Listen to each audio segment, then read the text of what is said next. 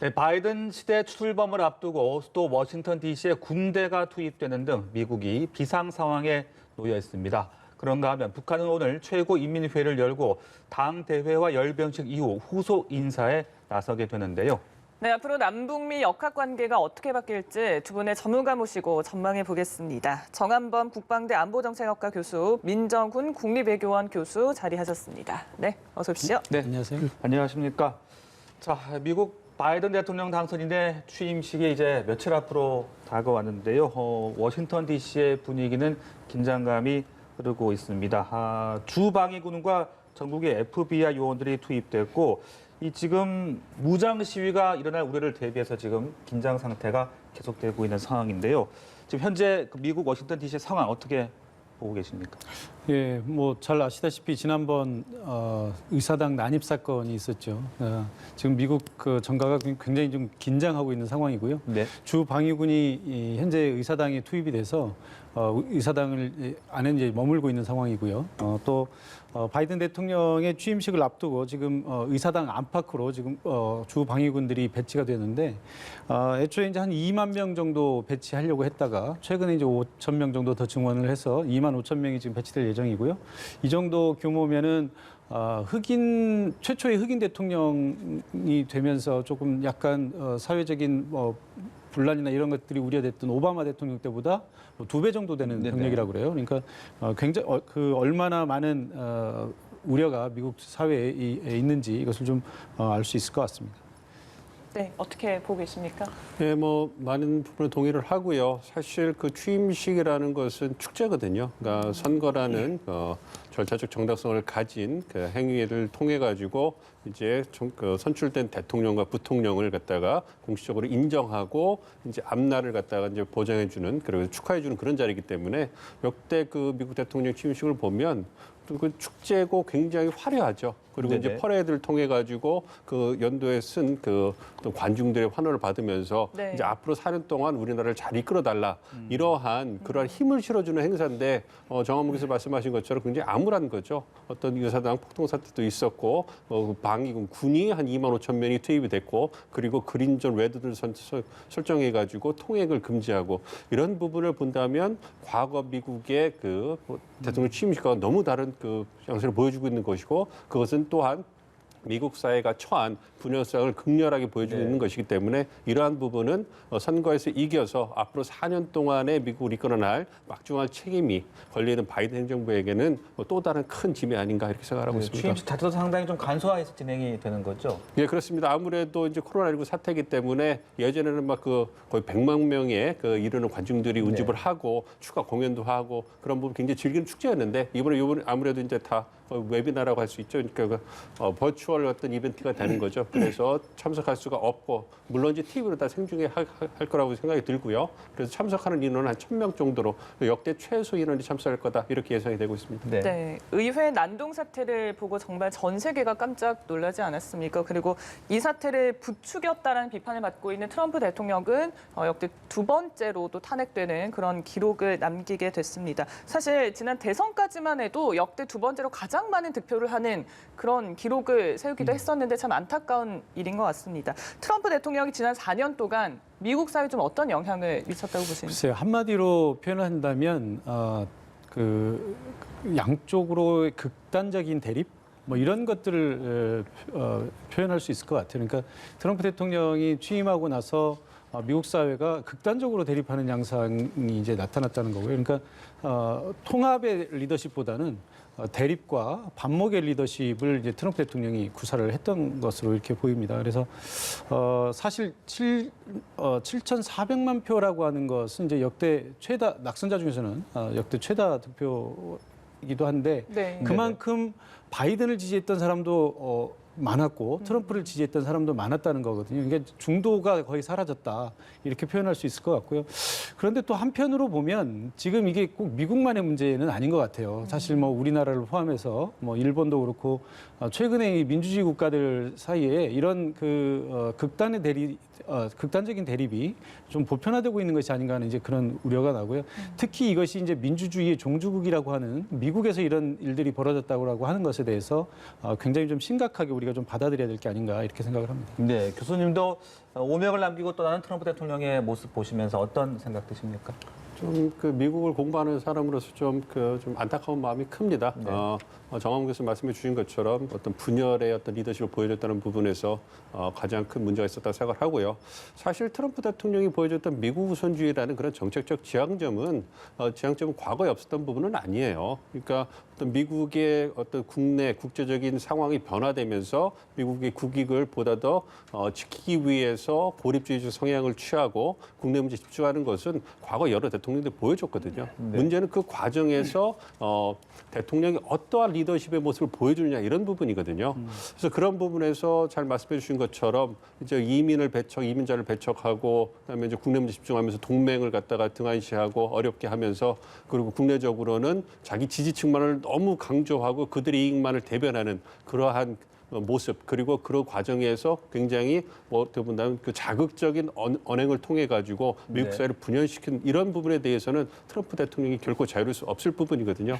그렇지만 문제는 뭐냐면 7,400만 표를 얻었다는 것은 여전히 트럼프에 대한 지지 그리고 트럼프 대통령이 내세웠던 미국 우선주의에 대한 지지는 분명히 있다라는 거죠. 그러니까 거의 절반의 미국인들이 트럼프 대통령 개인에 대해서는 어떻게 다양한 생각을 가질 수 있지만 트럼프 대통령의 정치적 지향점에 대해서는 여전히 마음속으로 지지하고 있는 부분이 있다는 거예요. 네. 근데 네네. 그 부분이 이제 앞으로 4년 동안, 8년 동안 어떻게 미국 정책이 나타날 것인가. 그리고 그 과정에서 트럼프 대통령이 어떠한 리더십을 보여서 이제 그 미국 사회에 영향을 미치냐 이런 부분도 중요한 부분이 되거든요. 네. 여하튼 간에 트럼프 대통령은 4년 동안에 국내적으로나 국제적으로 미국의 위상이라든지 어떤 자긍심 이런 부분이 많이 손상된 것은 부인할 수 없을 거라고 생각하고 있습니다. 네, 자 이제 바이든 당선인이 취임을 하게 되면은 본격적으로 이제 트럼프 지우기 작업에 나설 것이다. 이런 분석들이 나오고 있습니다. 이른바 번개 작전으로 상당히 좀 빠르게 그동안 트럼프 정책들을 이제 바로잡겠다. 이런 의지를 보이고 있는 것으로 전해지고 있어요. 그렇다면은 바이든식의 어떤 미국이 돌아왔다라고 그렇게 말할 수 있는 정책들, 어떤 정책들을 우리가 좀 눈여겨볼 수 있겠습니까? 이제 민주당 대통령이잖아요. 트럼프 대통령 공화당 대통령이기 때문에 국내 정책에서는 분명히 그 지향점이 다를 겁니다. 네네. 그래서 아무래도 이제 그 민주당 정권이기 때문에 중산층을 대변하고 이제 그 복지 부분 그리고 아무래도 분배 평등의 방점을 찍겠죠. 그래서 트럼프 대통령 즉 공화당 대통령이 보여주는 어떤 경제적 보수 지향점과는 좀 그 대비가 돼서 그런 부분에서 복지라든지 평등, 그다음에 약자들을 보호하는 정책이 이제 아무래도 우선시 될 거기 때문에 뭐 최저임금이라든지 VUS를 갖다 신설한다든지 이런 부분에서 국내 정치 부분에서는 분명하게 그 지향점이 다를 거로 보이고요. 이제 말씀하신 미국이 돌아왔다, America is back 이런 부분은 이제 대외 정책에 관한 부분이거든요. 바이든 그 당선인이 얘기한 것처럼 이제 미국이 글로벌 리더로서의 위상을 회복하겠다. 네. 이거를 위해서 외교에 방점을 찍고 그리고 동맹과의 어떤 관계 복원을 시도하겠다 이런 얘기를 했기 때문에 네네. 그러한 부분에서 이제 그 가시적인 모습을 보여주지 않을까 생각합니다. 그래서 네. 가장 볼 수 있는 것은 이제 대서양 동맹과의 어떤 관계가 트럼프 행정부에서 좀 약화됐거든요. 나토를 대변하는 영국과 프랑스, 독일과 굉장히 사이가 안 좋아지지 않습니까? 그래서 그 부분에 있어서 방점을 찍을 것 같아요. 그리고 제이크 설리반이라든지 이제 뭐 토니 블링컨 이런 분들이 다 어떤 유럽 그리고 중동의 그 베이스를 들고 있는 경험이 있기 때문에 그런 분의 방점을 찍어가지고 이제 그 지금부터 벌써 그 대화가 되고 있을 거라고 생각을 하고 있습니다. 그래서 이란 핵 협정에 있어서 미국이 얼마만큼 적극적 모습을 보여주느냐 이 부분에 대해서도 거의 관심이 집중이 되고 있고요. 이와 더불어서 이제 국제기구를 통한 다자회 배치를 이제 복원하겠죠. 그래서 이제 미국이 그러한 국제 문제에 있어서의 리더십을 회복하려고 하기 때문에 잘 아시는 것처럼 WHO라든지 아니면 파리기구 협약이라든지 이런 부분에서 보다 더 적극적으로 이제 미국이 나서서 글로벌 리더십을 회복하는 노력을 보일 거다 이렇게 예상을 하고 있습니다. 네. 그런데 지금 미국 정가에는 사실 탄핵이라는 이슈가 여전히 있고 그 바이든 당선인도 혹시나 초기 관심이 탄핵으로 쏠리지는 않을지 경계하는 그런 모습도 보이기도 했었거든요. 집권 초기에 조금 더 강력하게 밀어붙일 수 있는 그런 정책들 바이든 행정부 입장에서는 좀 어떤 것들이 있겠습니까? 예, 말씀하신 대로 지금 그 미국 전국이 좀 혼미한 상황입니다. 아까 말씀드렸던 것처럼 의사당 난입 사건 때문에 지금 대통령 취임식조차도 정상적으로 하지 못할 이런 상황인데 그런 이제 연관해서 지금 그 두 번째 탄핵이 지금 진행이 되고 있잖아요. 이제 미국의 탄핵 제도를 보면 우리나라와는 좀 다른데요. 미국은 이제 양원제이기 때문에 하원에서 탄핵을 제기를 합니다. 그래서 하원에서는 이제 과반수가 찬성을 하게 되면 탄핵 심판이 이제 제기가 되는 거고요. 이것을 심판하는 것은 우리나라처럼 헌법재판소에서 하는 것이 아니고 상원에서 그 심판을 하게 되는 거거든요. 근데 여기서는 이제 3분의 2 이상이 동의를 해야 되기 때문에 총 100명 중에서 67명의 동의가 필요한 것이고요. 그래서 전체 상원의원 중에서 67명이 동의하지 않으면 이게 이제 통과될 수 없기 때문에 이 부분에 대해서 이제 그 상원에서 일사천리로 진행될 수는 없는 상황이에요. 그러니까 네. 지금 현재 상황을 보면 하원에서 지금 통과된 상황에서 상원으로 언제 넘길 것인가를 지금 생각을 하고 있는 거고요. 그래서 일각에서는 지금 이제 민주당 주도의 하원에서 일부러 바이든 대통령의 이제 집권 초기에 어떤 네. 국정 운영이나 이런 것들이 흐트러지지 않게 하기 위해서 상원으로 넘기는 걸 오히려 좀 가지고 있다가 한 100일 정도 가지고 있다가 넘기자라는 얘기도 나오고 있고요. 네. 또 넘어간다 하더라도 현재 그 바이든 대통령이 취임하기 전까지는 현재까지는 공화당이 상원에 다수를 점하고 있기 때문에 공화당 주도의 상원에서 이것이 이제 처리가 되지 않을 가능성이 높습니다. 그래서 아마도 지금 이제 바이든 대통령 진영에서는 집권 초기에 이 탄핵 문제가 어차피 그러니까 트럼프 임기 내에 탄핵이 되기는 이제 어차피 틀린 거거든요. 네. 그렇다면 임기 후에 탄핵 심판을 해야 되는데 이것이 과연 바이든 대통령 취임 초기에 국정 운영에 도움이 되느냐 그렇지 않느냐에 대한 아마 고민이 있을 것 같고요. 그래서 이제 이런 것들의 탄핵 일정에 바이든 대통령의 취임 초기 일정이 끌려가지 않도록 하기 위해서 집권 초기에 지금 아까 이제 말씀하신 것처럼 행정명령을 통해서 가능한 한 많은 정책들을 이제 쏟아낼 것으로 예상이 네네. 되는데 그 중에 이제 대표적인 것들이 아까 얘기한 것처럼 이제 코로나에 대응하는 문제. 트럼프 대통령이 코로나에 대응 아주 잘 못해서 떨어진 것도 있잖아요. 이제 네. 코로나 대응 문제, 그다음에 이제 민정훈 교수님 말씀하신 것처럼 기후 변화에 관한 문제, 그다음에 또 이민에 관한 문제. 그 트럼프 대통령이 극도로 이제 이민자들을 혐오하는 이런 정책을 폈는데 그 중에 하나가 이제 중동에서 일부 중동 국가에서 입국하는 것을 금지하는 것도 있었거든요. 이제 이런 것들. 그다음에 이제 조금 더 분배 지향적인 또는 이제 경제적인 부흥을 하기 위한 어떤 그 경제 정책 이런 것들이 이제 계속 집권 초기에 나오게 될 것 같습니다. 근데 지금 현재 미국 정가의 얘기를 들으면 한 열흘에 걸쳐서 이런 행정명령을 뭐 수십 개를 지금 쏟아낸다고 그래요. 네. 그 중에 이제 가장 처음에 할 것, 첫날에 할 것이 상징적인 정책들이 될 텐데 그 중에 포함되어 있는 것이 이제 코로나. 그다음에 이제 외교 정책에 있어서는 기후 변화에 관련된 것, 그다음에 이민 정책에 관한 것 이런 것들이 지금 포함되어 있을 것으로 이렇게 예상이 됩니다. 네. 네.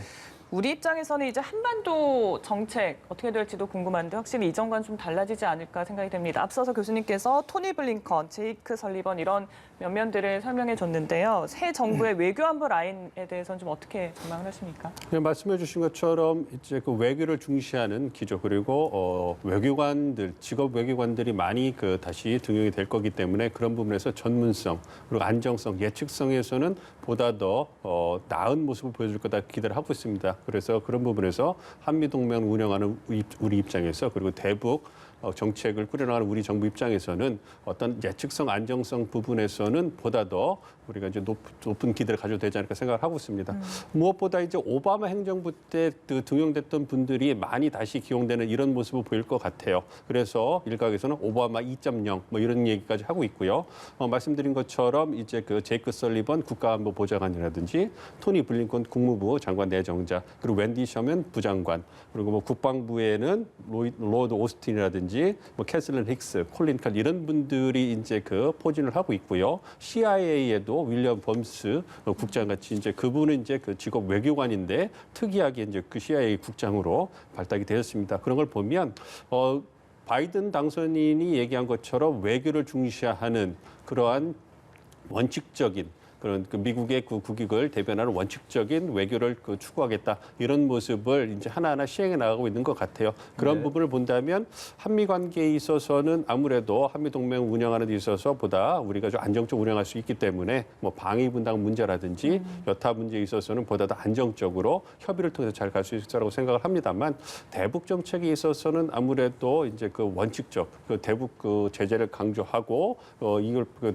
강력한 대북 제재를 바탕으로 해서 북한을 대화의 장으로 끌어내겠다 이런 원칙적인 입장을 갖고 있기 때문에 트럼프 대통령이 보여줬던 뭔가 즉흥적이고 유연한 그 방식은 보기가 좀 어려울 것 같아요. 그런 부분에서 우리 정부에 좀 고민이 있지 않을까 좀 생각을 하고 있습니다. 네, 말씀하신 인사 가운데 또 웬디 셔먼 국무부 부장관 지명자에게도 상당히 좀 주목이 됩니다. 한반도와 이란을 모두 경험한 전문가라는 이야기들도 있고 또 과거 김정일 위원장과 또 만나기도 했었지 않습니까? 글쎄요. 앞으로 북핵 문제 해결에 있어서 어떤 실마리를 찾아갈 수 있을지 어떻게 전망하고 계십니까? 네. 앞서 말씀하신 것처럼 이제 지금 그 미국의 외교 라인을 보면 오바마 정부 때 라인이 이제 다시 한 단계씩 이렇게 올라와 있는 그런 모습이거든요. 그러니까 토니 블링컨 국무장관 같은 경우는 부장관을 했었는데 지금 올라가 있고요. 웬디 셔먼 같은 경우는 정무차관이었는데 이번에 이제 부장관으로 승진하는 셈이죠. 그래서 오바마 정부의 외교 정책이 거의 그대로 답습되거나 아니면 거기서 업그레이드 되거나 이렇게 봐야 될 텐데 이제 답습이 된다라고 한다면 오바마 정부 때 우리가 이제 염려했던 것처럼 전략적 인내 같은 이제 그런 정책이 나오게 되는데 전략적 인내는 사실상 북한하고 거의 뭐 아무것도 하지 않았던 이런 정책으로 그동안 비판을 받아왔고요. 네. 그래서 아마 제가 생각하건대는 전략적 인내로 그냥 가지는 않을 것 같습니다. 네. 뭐 그 지난 한 4년여 동안 오바마의 전략적 인내에 대한 실패에 대한 그런 비판이나 이런 것들이 많이 얘기가 됐었기 때문에 그것을 지금 그 바이든 정부의 새로운 외교안보 라인에서도 다 아마 인지하고 있을 것으로 생각이 되고요. 그래서 북한과의 어떤 대화 기조는 유지를 하면서 물론 이제 실무 협상을 위주로 하게 될 겁니다. 트럼프 대통령과는 달리. 그러면서 이제 단계적인 핵 접근을 하게 될 텐데 중요한 것은 이제 우리가 두 가지 포인트를 봐야 됩니다. 하나는 그 지난번처럼 이렇게 전략적 인내로 간다기보다는 뭔가 좀 그 새로운 해법을 만들어가는 적극적으로 이란식 아까 말씀하셨는데 이란과의 핵 협상을 타결시켜 본 경험이 있거든요. 그러니까 이란식의 성공 모델을 북한에다 적용시켜 보겠다라고 하는 그런 의도를 보일 수도 있는 거고요. 또 하나 중요한 것은 이제 전략적 인내를 오바마 대통령의 전략적 인내 시기에는 우리 정부가 이제 보수 정부에 있었기 때문에 우리 정부 자체가 그다지 이 대북 정책에 있어서 적극적이지 않았다는 거거든요. 그렇지만 이제 우리는 현재 문재인 정부가 있기 때문에 아무래도 조금 더 적극적인 대북 정책을 미국에다 주문할 가능성이 높고요. 전통적으로 이 민주당 정부의 특징은 동맹의 목소리에 귀를 기울이고 주변국들과 협조 체제를 구축한다라고 하는 측면에서 아마도 우리 정부의 적극적인 입장 이런 것들을 네. 좀 고려하지 않을까 이렇게 생각이 됩니다. 네, 북한 이야기도 좀 해보도록 하죠. 당대회와 열병식을 열었었고 이제 최고인민회의가 열리게 됩니다. 당대회에서 지도부가 상당히 큰 포로 재편된 것을 생각해 봤을 때도 국무위원회 또 내각 인사가 지금 가장 주목이 되고 있는데요. 우리가 좀 봐야 될 부분 어떤 것들을 짚고 계십니까? 이번에 이제 당대회에서 가장 핵심적인 것들은 김정은 위원장이 이제 총비서로 등극한 거 아닙니까? 그리고 이제 그 과정에서 북한의 이제 체제가 과거의 사회주의 체제, 그러니까 사회주의를 내세우던 물론 지금도 사회주의입니다만 과거의 사회주의 정당, 사회주의 국가를 내세우던 시절로 되돌아갔다 이렇게 봐야 될 것 같고요. 그동안 그러니까 지난 2, 3년간의 북한의 움직임은 일종의 보통 국가와 정상 국가와의 관점이었거든요. 그런데 지금 북미 대화가 여의치 않게 되면서 과거에 사회주의 국가의 체제로 돌아갔다 이렇게 봐야 될 것 같습니다. 그래서 이제 정통 사회주의 정당의 어떤 그 모습인 총비서제도 이런 것들을 하게 됐고요. 네. 김정은 위원장이 총비서가 된 것뿐만 아니라 그 밑에 직책들도 다 똑같이 바뀌었습니다. 그러면서 이제 과거에 그 부위원장으로 이제 호칭이 됐던 것들이 이제 비서라는 직책으로 이제 바뀌었어요. 그러면서 이 비서들이 보면 대개 하나씩 업무를 담당을 하게 되는데, 예를 들면 이제 군사를 담당한다든지 경제를 담당한다든지 뭐 또 당 조직을 담당한다든지 이런 게 있는데, 이번에 빠진 것이 대외 담당 비서가 없어요. 그래서 뭔가 지금 그 대외 정책에 큰 변화가 있다라고 하는 것을 우리가 좀 눈여겨봐야 될 것 같고요. 특히 이 대남 라인 그리고 이제 그 대외 라인의 직책들이 한 단계씩 이렇게 강등된 모습을 보였기 때문에 네. 이것이 과연 이제 폐쇄적인 정책으로 가는 것이냐, 아니면 미국의 어떤 스탠스나 이런 것을 봐가면서 뭔가 대응을 하기 위한 포석으로 일단 남겨둔 것이냐, 이게 이제 중요한 관전 포인트가 될 것 같습니다. 네. 그 최선희 외무성 부장이 위원직을 유지할 것이냐, 이 부분도 좀 관심이 모아지고요. 또 김여정 당 부부장이 국무위에 진입을 할까, 이 부분은 어떻게 좀 보고 계십니까?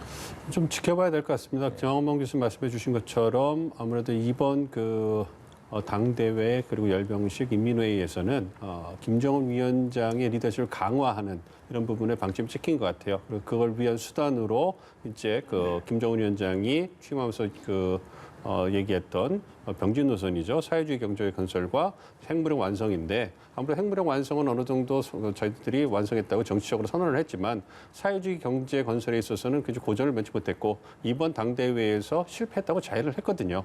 그런 부분에서 이제 그 어려움을 보였고, 그렇기 때문에 리더십을 강화하는 수단으로 국방력을 강화하는 이런 부분에 홍보를 해가지고 여전히 김정은 위원장 총비서를 중심으로 해서 우리가 앞으로 날 나가야 된다. 그리고 자력경쟁의 기치를 내세워서 나가야 된다. 이런 얘기를 했거든요. 그리고 그 이면에 아무래도 이제 그 대외적으로 경제 제재를 풀기 위해서 대남 대미 관계에 과거 이제 집중을 했는데 그 부분에서 좀 어떻게 보면 성과를 거두지 못했거든요. 그래서 그런 부분에서 최선희라든지 김여정 부부장의 어떤 입지가 좀 약화된 게 아닌가 좀 생각을 하고 있습니다. 그렇기 네. 때문에 아직 그 대남이나 대미 즉 남북 관계라든지 북미 협상에 있어서 하노이 회담 이후에 변한 게 없습니다. 그렇기 때문에 북한 정권 입장에서도 뭔가 다른 메시지를 낼 수가 없는 상황이거든요. 그렇기 때문에 이번 당대회에서 원칙적인 메시지를 낼 수밖에 없었다. 그렇기 때문에 대외 관계에 있어서는 최선이라든지 혹은 남북 관계에 있어서 김여정의 이런 입지가 크지 올려주거나 내릴 수 있는 그러한 여건이 네. 마련되지 않았기 때문에 좀 차분하게 있는 것 같고요. 아무래도 김여정 부부장 같은 경우는 작년에 이제 그 개성 그 연락사무소 폭파라든지 이런 부분에서 좀 예기치 못한 실수라든지 좀 뭔가 좀 서투른 모습을 보여줬거든요. 그런 부분에서 아무래도 이번에 좀 질책성 인사가 있지 않았나 좀 생각하고 있습니다만 여전히 백두혈통이기 때문에 여전히 목소리를 유지할 거라고 보고 시간이 지나면 다시 또 이제 그 위세를 회복하지 않을까 생각을 하고 있습니다. 이번 열병식에서 북극성 오형이라는 이제 SLBM을 공개하기도 했었고요. 또 이스칸데르 단거리 탄도미사일 공개해서 우리를 향한 어떤 억제력 강화에도 힘을 쓰는 그런 모습이었습니다. 우리 입장에서는 좀 운전자 역할을 할 수 있을지 앞으로 좀 어떤 변화가 필요하겠습니까? 예, 사실 그 군사적인 측면에서 본다면 이번 그 당대회를 통해서 가장 두드러진 것이 이제 전술핵 그리고 이제 SLBM 이 단어를 시청자 여러분들 많이 들으셨을 텐데, 사실 이게 군사적으로 어떤 의미를 가지냐면은 그동안 우리가 뭐 지난 수십 년간 북한 핵에 대해서 많이 얘기하지 않았습니까? 근데 이제 사실 그 일반인들에게는 핵하면 그냥 핵 자체가 굉장히 무서운 이렇게 들릴 수 있겠습니다만, 실제로 군사를 아는 전문가들 입장에서 보면 사실은 그동안 북한이 얘기했던 핵 문제는 뭐 이게 자체는 굉장히 심각한 문제입니다만 실전 가능성, 그러니까 실제로 이것을 사용할 이게 현실화될 수 있느냐는 측면에서 보면 굉장히 실현 가능성이 낮은 얘기입니다. 그러니까 핵전쟁이라고 하는 것은 상대방을 괴멸시키는 것뿐만이 아니라 본인 스스로도 죽을 각오를 해야만 할 수 있는 거거든요. 그러니까 핵을 쐈다는 얘기는 핵을 다시 핵으로 보복을 당할 각오를 해야만 가능한 것입니다. 그래서 우리가 이제 이런 것은 이제 전략 핵이라고 얘기를 하는데 그렇기 때문에 사실 실현 가능성이 떨어지거든요. 근데 이 전술핵이라는 무슨 얘기냐면 이 핵무기의 강도를 약하게 만드는 거예요. 그러니까 내가 쏘더라도 뭐 그 전략 핵무기처럼 그렇게 광범위한 파괴력은 나타나지 않지만 그만큼 내가 쓸 수 있는 가능성도 높아진다는 얘기죠. 그래서 이 전술핵 얘기는 이제 우리도 사실은 미국도 마찬가지로 전술핵을 개발을 하고 있는 거고요. 전술핵 얘기를 이제 북한이 하는 것은 이제 핵무력 완성은 기본적으로 그러니까 방어적인 핵무력 완성은 됐고 공격으로 쓸 수 있는 핵무기를 개발하겠다 이런 얘기와 같은 비슷한 얘기가 되는 겁니다. 정확한 얘기는 아니지만 SLBM도 똑같은 얘기인데 대륙간 탄도미사일을 쏴서 미국까지 직접 실어 나를 수는 없지만 지금 국제사회가 이거를 제재를 통해서 봉쇄하고 있지 않습니까? 그런데 이제 SLBM은 그런 것 없이도 잠수함을 타고 근접해 가서 가까운 데서 쏠 수 있는 이런 무기들을 이제 개발한 것이거든요. 그러니까 지금 북한에서 나온 메시지는 아마도 이런 것 같습니다. 그러니까 바이든 대통령이 부통령 시절에 오바마 대통령이 전략적 인내를 해서 그동안에 협상이 없지 않았습니까? 아마 이번에 그 김정은 위원장의 그 연설 내용들을 쭉 보면 핵무력에 대한 그러니까 군사력 증강에 대한 내용들이 많이 있어요. 그러니까 앞으로 그러니까 지금까지 뭘 했다보다는 앞으로 뭘 하겠다라고 하는 내용들이 굉장히 많이 들어 있는데 그 얘기는 뭐냐면 미국이 가만 있으면 우리랑 협상하지 않고 가만히 있으면 우리는 이 스케줄대로 쭉 나갈 것이다라고 하는 경고로 들립니다. 제가 보기엔. 네. 그러니까 우리가 이 스케줄을 계속 나가기 전에 빨리 대화에 들어와서 우리에게 뭔가를 제시해라. 이런 의미가 아닌가 이렇게 생각이 네, 듭니다. 그렇다면 그런 상황에서 우리 정부가 앞으로 취해야 될 스탠스 끝으로 좀 간단하게 정리해 주시죠.